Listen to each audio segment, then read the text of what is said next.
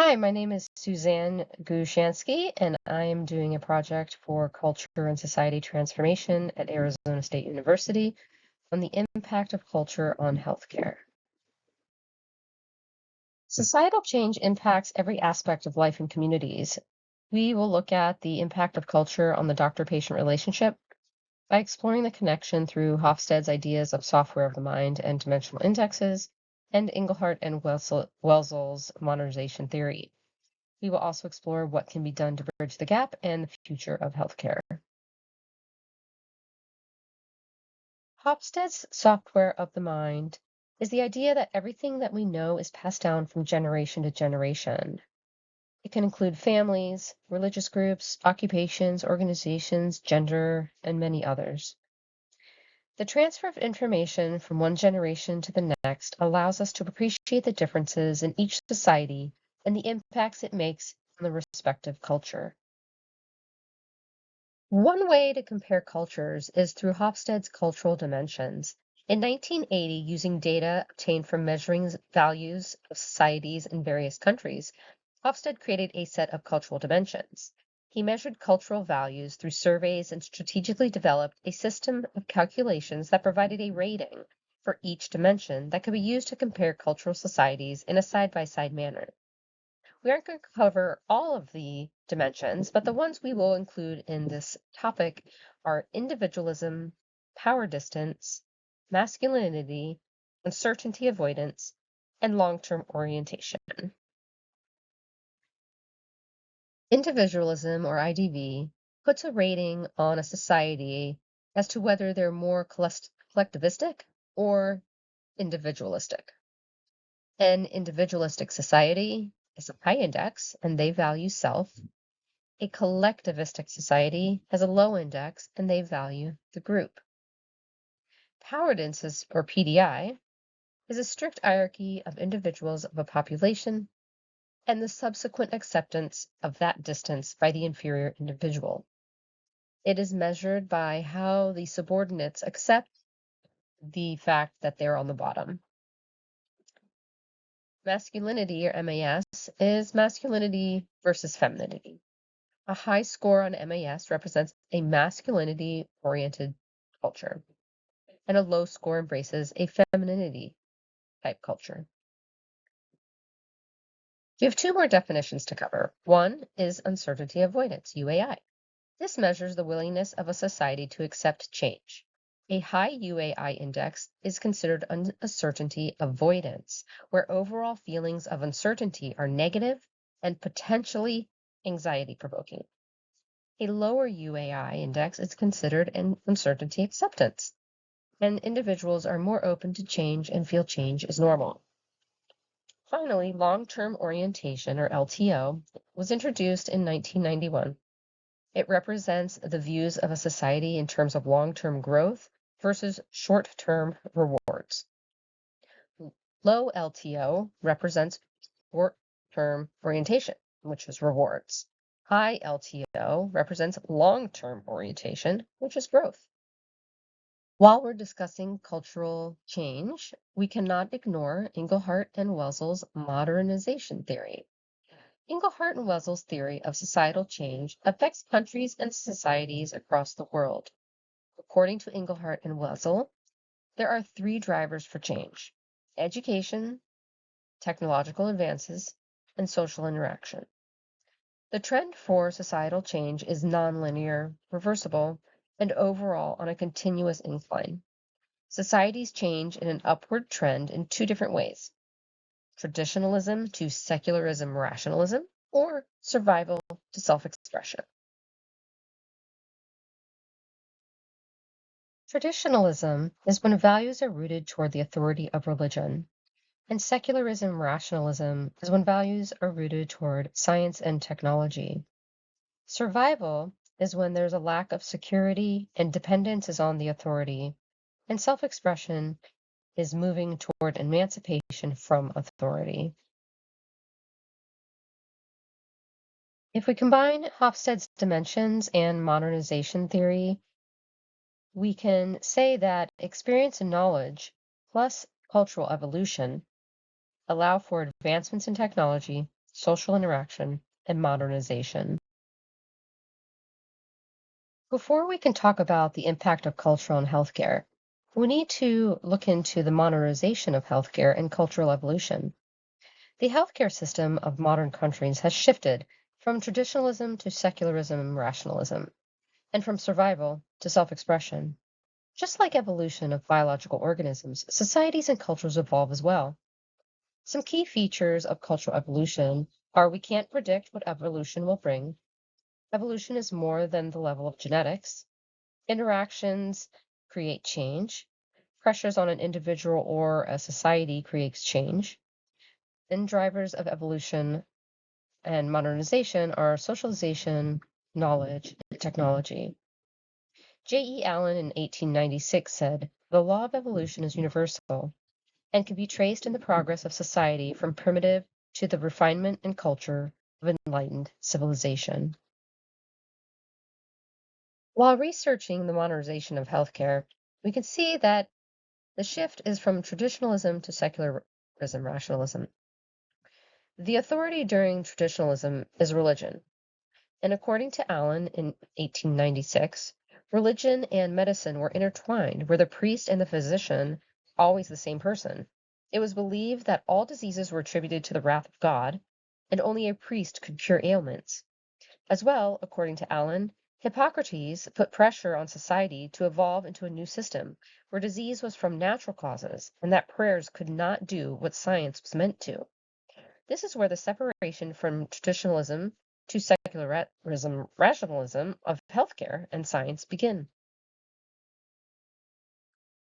Between 1885 and the 1940s, that is when new advancements in science began to shape the future of medicine. There was increased publicity, usually through cartoons, and emancipation from authority continued, and popularization of medicine and health continued to grow. Groups started to spread knowledge about science and healthcare directly to the public and school-aged children. Health campaigns were delivered by marketing through mass media. Technology and education are drivers for modernization. But according to Inglehart and Welzel, however, the relationship between secularism, rationalism, and self-expression is causal, where emancipation from authority comes first.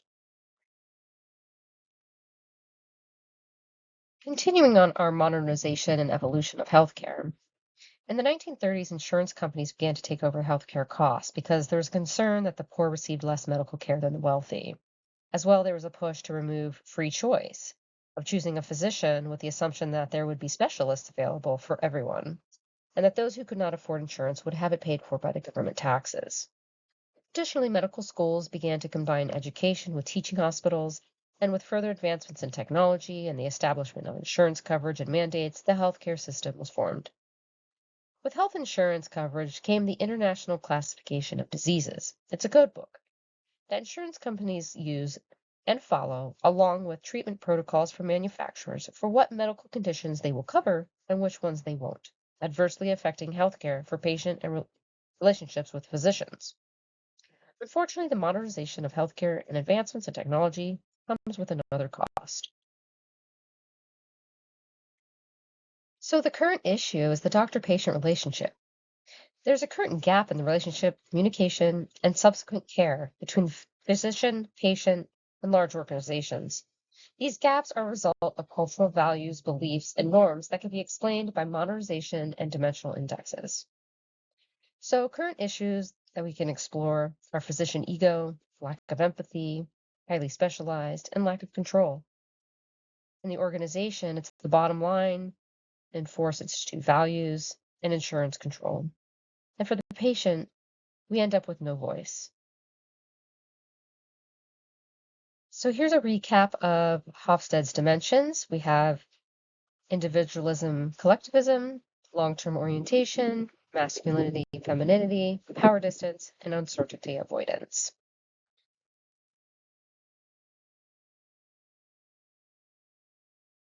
PDI is power distance.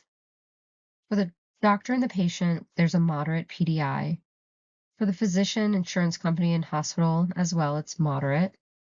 But for the patient and the hospital insurance company, it's a high PDI. Values of high PDI are respect for superiors, and boundaries. Beliefs might be patients lack knowledge, and doctors, hospitals, and insurance companies have power. The norms are patients should respect their doctor, patients shouldn't have their own ideas, and patients should accept treatment denials. MAS on the healthcare system and patient-doctor relationship is high. Values of the high MAS are assertiveness and superiority and competition. Beliefs are men are superior and women are inferior. Men are knowledgeable and women are ignorant. The norms are women patients shouldn't talk back or ask questions. The doctor's decision should be accepted as final, and conflict should be dealt with harshly. The UAI for the healthcare system and the doctor-patient relationship is high. Laws are a value of high UAI society, and so are rules, as well as control, because the more control you have, the less likely things will go wrong. The beliefs are rules and insurance codes prevent confusion, and what is different is dangerous. Norms are every disorder ailment should have a code. Doctors should only accept what is written in the code book. Any disorder outside the box of the written code or literature is dangerous or could cause conflict and should be avoided. Now we're going to look at IDV, which is individualism and collectivism. For the healthcare system, they are more of a collectivistic group. And the patient has high IDV, they're very individualistic. The healthcare system, they value strong connections. They believe the group is the whole and there's safety in numbers.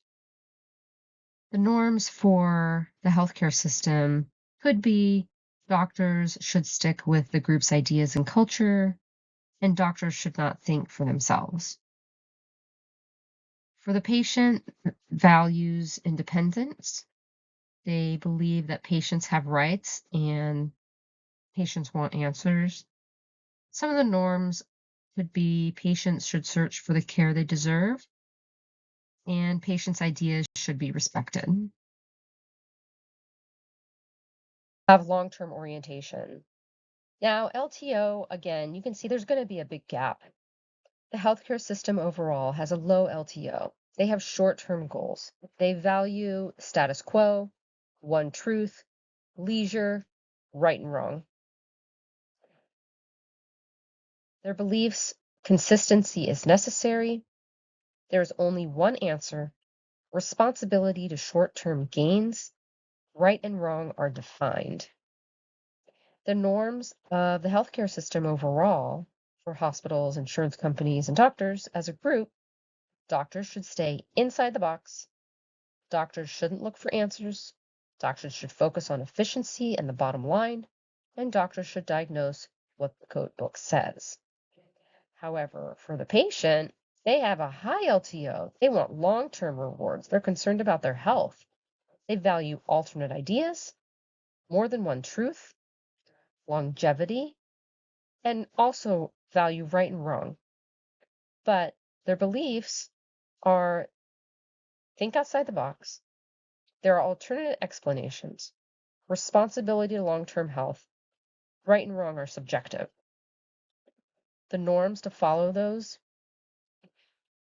Patients should search for the right answers, even if they're outside the box. Patients should advocate for themselves. And there could be alternate explanations. What is right could be what the doctor thinks is wrong. As you can see, all of this combined creates a big problem. We have patients' ideas should be respected, but doctors shouldn't look for any answers. We have the doctor's decisions should be accepted as final, but the patient should advocate for themselves. So none of this is going to work out. There's going to be conflict and there's going to be a tense relationship. And we have to see if there's some way we can help with that and fix it. So, where do we begin? We have four players in this scenario. We have the patient, the doctor, the hospital, and the insurance company. And we need to look at where we can make change and where we can put pressure to create a positive outcome.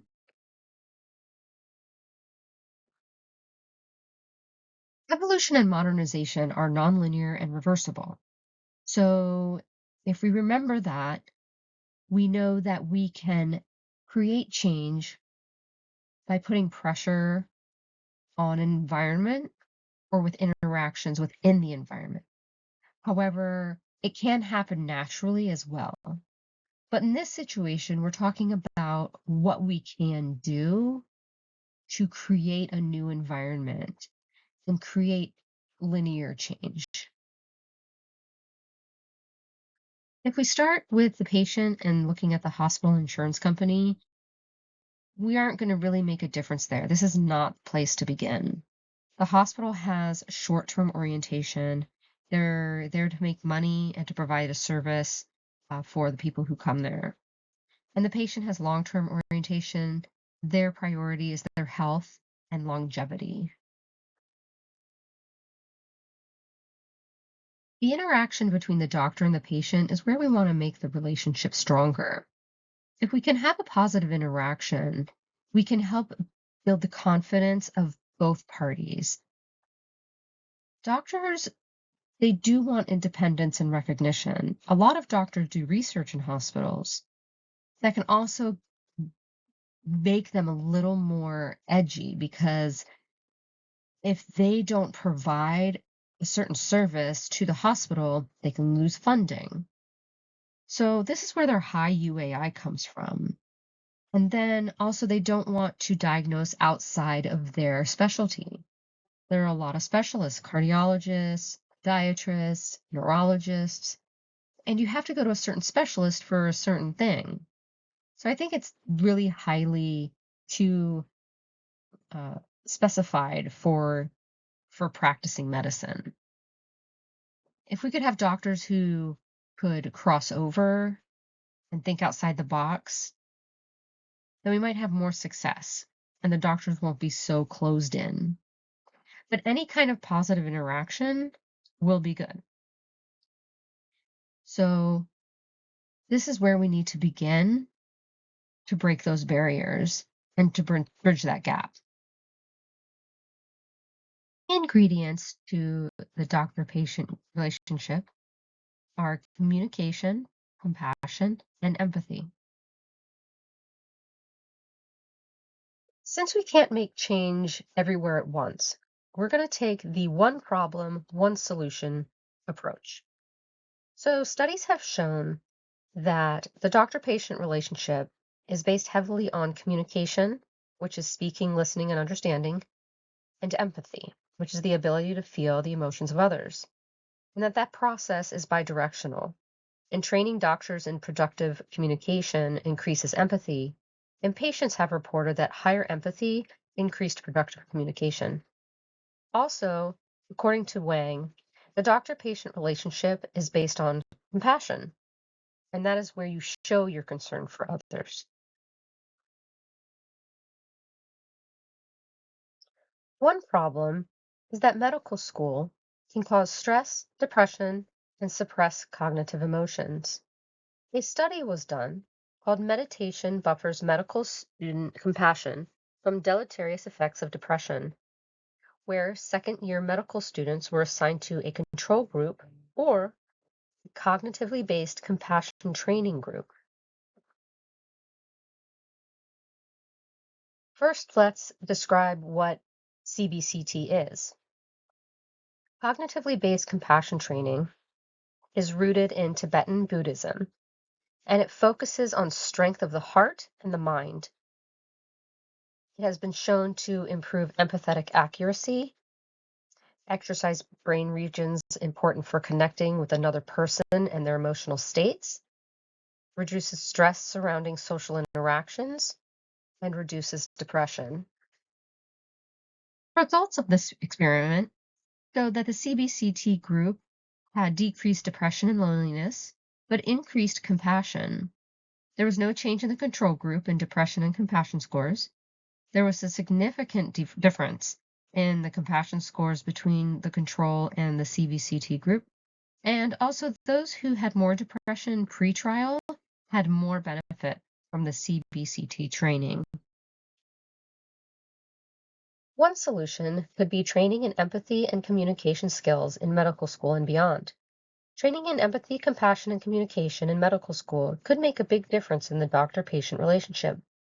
We could follow up with CE training. CE stands for continuing education. Example, in California, doctors are required to have 50 hours of CE every year. And we could require that a certain number of those hours be in empathy, compassion, and communication training. We could also set up a support system at hospitals for doctors who have burnout. We could set up psychologists and counselors. We can start reversing some of the negative effects that the modernization of medicine has had on the culture of healthcare. Evolution continually moves forward, and we don't know what is going to come next, but we can make a change now if we add pressure to the system. With positive interactions, we can create change. An evolution of healthcare begins with a new outlook on the doctor-patient relationship culture. Empathy plus communication plus compassion will equal successful relationships. Thank you for listening to my presentation, and I hope you learned a little more about the modernization and cultural evolution of healthcare field and the impact of culture on the doctor-patient relationship. I hope you also learned a little bit more about the issue and solutions that might help bridge the gap between the doctor and patient, including empathy, compassion, and communication training.